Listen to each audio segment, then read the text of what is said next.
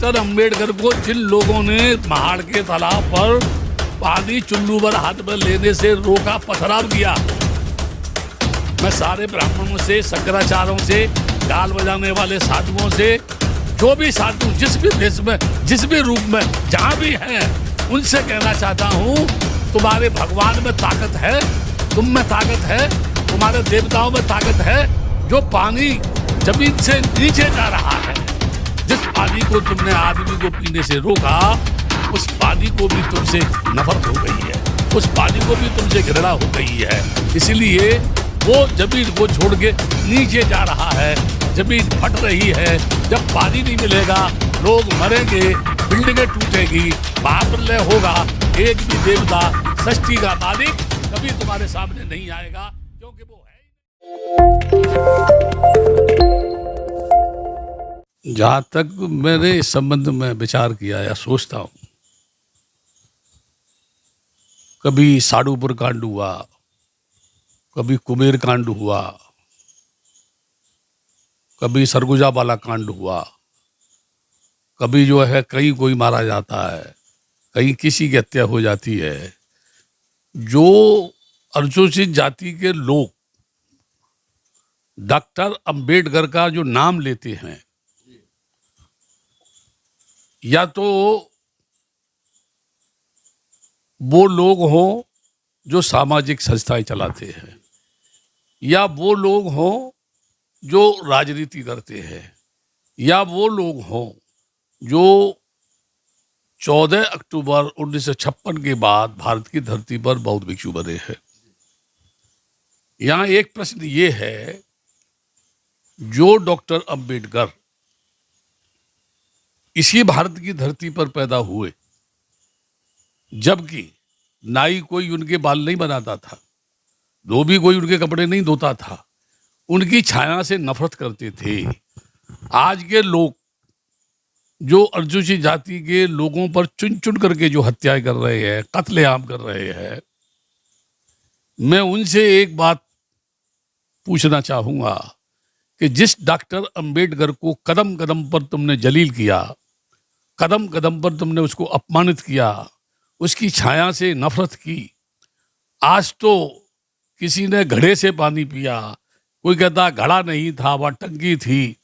मैं इन बातों पे नहीं जाना चाहता। मैं इस बात को कहना चाहता हूँ, जिस डॉक्टर अंबेडकर ने सबसे पीछे स्कूल में बैठकर शिक्षा प्राप्त की, जो बैठने के लिए अपना टाट तक साथ लेके जाते थे, और जब प्यास लगती थी, चपरासी जब नल खोलता था तो डॉक्टर अंबेडकर पनारे से पानी पीता था।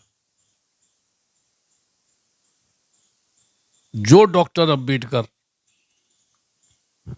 इन सारी घटनाओं से पीड़ित हुआ, उत्पीड़ित जिसको किया गया, उसने चिंतन किया, क्या इस देश में मेरा क्या गुनाह है, क्या मैं पैदा हो गया ये मेरा गुनाह है, या जिस जाति में पैदा हुआ वो गुनाह है, आखिर ये जाति बनाई किसने है, कौन इसके पीछे है। इन तमाम सारे प्रश्नों ने डॉक्टर अंबेडकर को बाल अवस्था से लेकर युवा अवस्था तक झकझोर दिया। जैसे कि इस घटना को लेकर के हमेशा वो इस ख्याल में रहे कि ये मेरे साथ क्यों होता है, मेरे साथ क्यों होता है।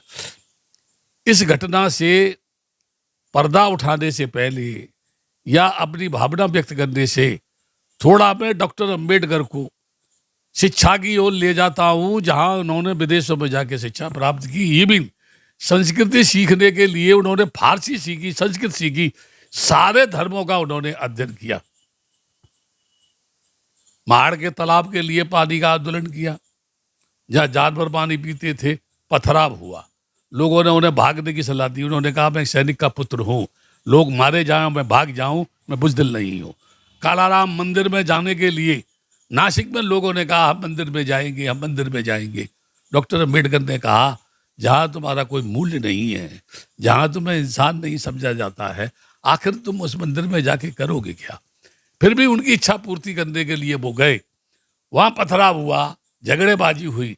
तब डॉक्टर अंबेडकर ने कहा मैं जिस धर्म में पैदा हुआ ये मेरे बस की बात नहीं थी, लेकिन मैं उस धर्म में रह करके मरूंगा नहीं, ये उनका वज्र संकल्प था। ये जितने भी डॉक्टर अंबेडकर के नाम के लोग जानने वाले हैं, पहले उनके उस संकल्प को जाने, और जो नहीं जान पाए हैं, वक्त है कि चुल्लू भर पानी में डूब के मर जाएं। उनके मर जाने से कोई फर्क नहीं पड़ेगा, क्योंकि लाश जितनी देर तक धरती पे रहेगी, सड़ेगी, बदबू फैलाएगी, गंदगी फैलाएगी, और लोग फिर उसको जबरन उठा करके ले जाएंगे या कहीं उसको आग लगा करके फूंक देंगे, उसको टिकने नहीं देंगे। अब यहां मैं ये कहना चाहता हूं, जब डॉक्टर अंबेडकर ने भारतीय संविधान की रचना की, देश आजाद हुआ, देशों में उमंग थी, कितने लोग मारे गए, कितने लोगों का कत्ल हुआ, कितने लोगों की हत्या की गई, लेकिन आजादी की लड़ाई हंसते हंसते वंदे मातरम कह करके, इंकलाब जिंदाबाद कह करके उन्होंने जुल्म सहन किया, सर कटे, मिट गए, अपने आप को उन्होंने मिटा दिया, लेकिन ये कहा आजादी लिए बगैर हम चैन से नहीं बैठेंगे। देश आजाद हुआ, भारत का संविधान बना। जिस डॉक्टर अंबेडकर ने संविधान की रचना की, उन्होंने किसी के पास कोई भेदभाव नहीं किया, बदले की कोई भावना नहीं रखी। जिन्होंने जुल्म किया उनको भी समानता का हक दिया, जिन्होंने धर्म के नाम पर शोषण किया, वो गाड़ी में बैठ के जाते तो उसको गोबर और गंगा जल से धोया, ऐसे लोगों को भी समानता का जीने का हक दिया। जो नारी चूल्हे तक सीमित थी, जिसको जिंदा जला दिया जाता था, बचपन में शादी कर दी जाती थी, मंदिरों में दासियां हुआ करती थी, उन सारी प्रथाओं को खत्म करने के लिए उन्होंने नारी समाज को सम्मान दिया। काश डॉक्टर अंबेडकर ने भारतीय संविधान की रचना नहीं की होती तो क्या प्रतिभा पाटिल, क्या मीरा कुमार, क्या श्रीमती इंदिरा गांधी, क्या सुषमा स्वराज, क्या ममता बनर्जी, ये जहां जिस पद पर बैठी हैं, इनके बाप दादे भी इनको उस पद तक नहीं पहुंचा सकते थे। कहीं किसी कोने में बैठ करके मनुस्मृति की याद में रो रहे होते, घुटन हो रही होती, या इनकी बेटियां की बचपन में शादी कर दी होती, विधवा होने पर उनको जिंदा ही फूंक दिया होता। उनको सुबह शाम बंधन करना चाहिए। डॉक्टर अंबेडकर के संविधान का जो मंदिरों में झाड़ू लगाती हैं, जो देवताओं के हाथ जोड़ती हैं, जो देवियों की पूजा करती हैं, क्या कभी उन्होंने उनसे ये पूछा कि हमने क्या गुनाह किया है जो हमारे साथ ऐसा होता है? लोकतंत्र की धरती पर 60-75 जो अमृत महोत्सव मना रहे हैं, मैं देश के प्रधानमंत्री से, आला मंत्रियों से, ईमानदार लोगों से, बेईमान लोगों से, लेके भाग गए उनसे, जो लेके कोठा भर रहे हैं उनसे, और जो ये सब बैठ करके देख रहे हैं उनसे एक बात पूछना चाहता हूं। स्वतंत्र भारत की धरती पर किसी बच्चे की हत्या कर दी जाए केवल इसलिए कि उसने मटके से पानी क्यों पिया?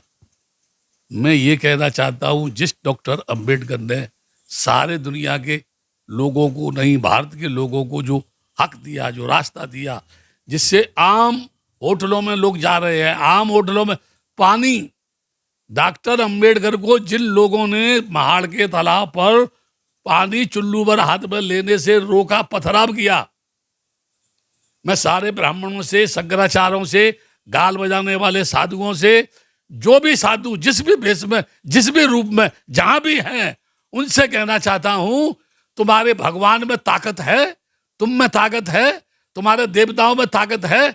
जो पानी जमीन से नीचे जा रहा है, जिस पानी को तुमने आदमी को पीने से रोका, उस पानी को भी तुमसे नफरत हो गई है, उस पानी को भी तुमसे घृणा हो गई है। इसलिए वो जमीन को छोड़ के नीचे जा रहा है, जमीन फट रही है। जब पानी नहीं मिलेगा, लोग मरेंगे, बिल्डिंगें टूटेगी, महाप्रलय होगा, एक भी देवता, सृष्टि का मालिक कभी तुम्हारे सामने नहीं आएगा, क्योंकि वो है ही नहीं। और जो ये कहते हैं कि है, मेरा दावा है कि मेरी उससे बातचीत करा दे, चाहे वो मेरी गर्दन काट दे, चाहे कोई देवी हो, मेरा खून पी जाए, मेरे शरीर के टुकड़े कर दे, मैं चाहता हूं वो अगर है आए। नहीं, उन बेशर्मों की जो लोग याद करते हैं, उनसे कहता हूं, कम से कम तुम ढोल लगाना बजाना बंद तो कर दो। जहां तक ये अनुसूचित जाति के लोगों की संस्थाओं की बात है, ये सोडा वाटर की बोतल की तरह से झाग देते हैं। जैसे ही बोतल खोजी, सैमसन की हो, चाहे वो जो है सोडा वाटर की हो, चाहे थम्स अप की हो, एकदम सुर्र उसमें से झाग निकलता है और कुछ समय के बाद ठंडा हो जाता है। जब सहारनपुर पर कांड हुआ, हाथ पैर काटे गए थे, लाखों लोग जंतर मंतर पर आए थे, सिर्फ इसी इंतजार में आए थे, अब हमारी न्याय की लड़ाई लड़ी जाएगी, अब हम लोग न्याय की लड़ाई लड़ेंगी। उस समय उस मंच पर उस जनता को संबोधित करने वाला कौन था? जिन लोगों ने वहां गाल बजाए थे, हम ईंट से ईंट बजा देंगे, हम चैन से नहीं बैठेंगे, हम इसके लिए कुर्बानी देंगे, चाहे वो धर्मगुरु थे, चाहे वो सामाजिक नेता थे, चाहे वो राजनीतिक नेता थे।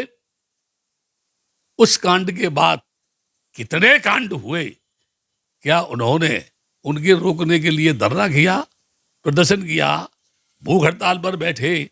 उन्हें अच्छा अच्छा माल खाने में शर्म नहीं आती है? एसी में बैठ के सोने में उनको शर्म महसूस नहीं होती है? जिनके बाप दादे कभी चौपाल लीपा करते थे, अगर आज वो धर्मगुरु बनकर के किसी एसी में बैठकर गाल बजाते हो, उनसे कहता हूं उठो, भूखे नंगे लोगों के बीच में जाओ और उनको देखो जाके तुम्हें क्या तकलीफ हो रही है। नहीं तो तुम्हें अगर शर्म हो थोड़ी बात भी, तो उन लोगों की रोटी खाना बंद करो जिनका कत्लेआम हो रहा है।